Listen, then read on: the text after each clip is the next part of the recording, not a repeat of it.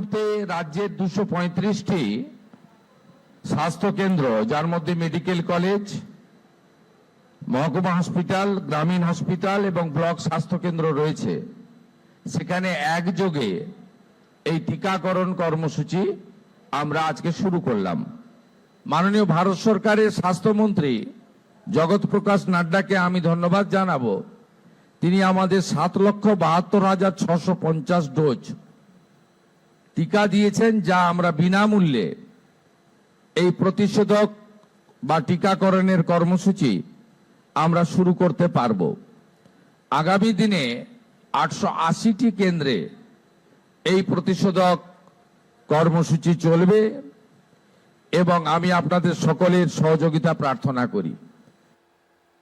আমরা এসএসকেএম হসপিটালে 100টি নতুন বেডের ব্যবস্থা করলাম।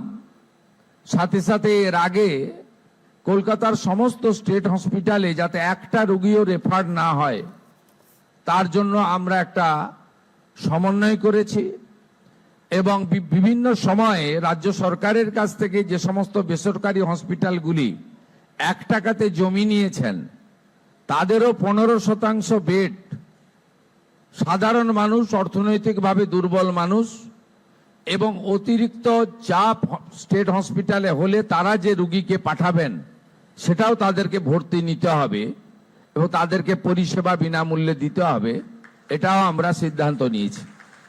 স্বাস্থ্য ভবনে একটি আমাদের কন্ট্রোল রুম চালু হচ্ছে 24 ঘন্টার জন্য, যেখানে আমরা আপাতত ডিস্ট্রিক্ট এবং ডিস্ট্রিক্ট হসপিটাল, মেডিকেল কলেজ তাকে যুক্ত করব, যেখানে লাইভ মনিটরিং হবে।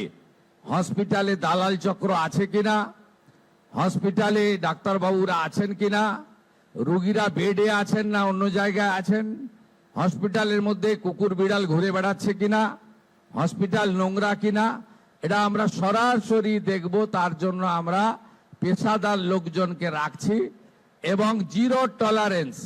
নিশ্চিন্ত থাকুন আপনারা। ইতিমধ্যে কলকাতা মেডিকেল কলেজের একটি মুমূর্ষু রোগীকে রেফার করার জন্য এমএসভিপি কে সাসপেন্ড করা হয়েছে। আগামী বুধবার আমরা ইতিমধ্যে অন্নপূর্ণা যোজনা, যে অন্নপূর্ণা নাম নথিভুক্তকরণ শুরু করেছি, তার প্রথম পর্যায়ে আমরা 3,000 টাকা করে টাকা ট্রান্সফার করব আগামী বুধবার দিন। আপনারা কেউ বিচলিত হবেন না। প্রত্যেকের বাড়িতে যারা ফর্ম ফিল আপ করতে পারবেন না, তাদের প্রত্যেকের বাড়িতে আমাদের পক্ষ থেকে লোকেরা যাবে। আমাদের লোকেরা গিয়ে আপনাদের ফর্ম ফিল আপ করে আনবে। এতটুকু বিচলিত হবেন না, বিভ্রান্ত হবেন না, গুজবে কান দেবেন না, কারণ আমরা চাই প্রকৃত প্রাপকদের হাতে এই অর্থ পৌঁছাক।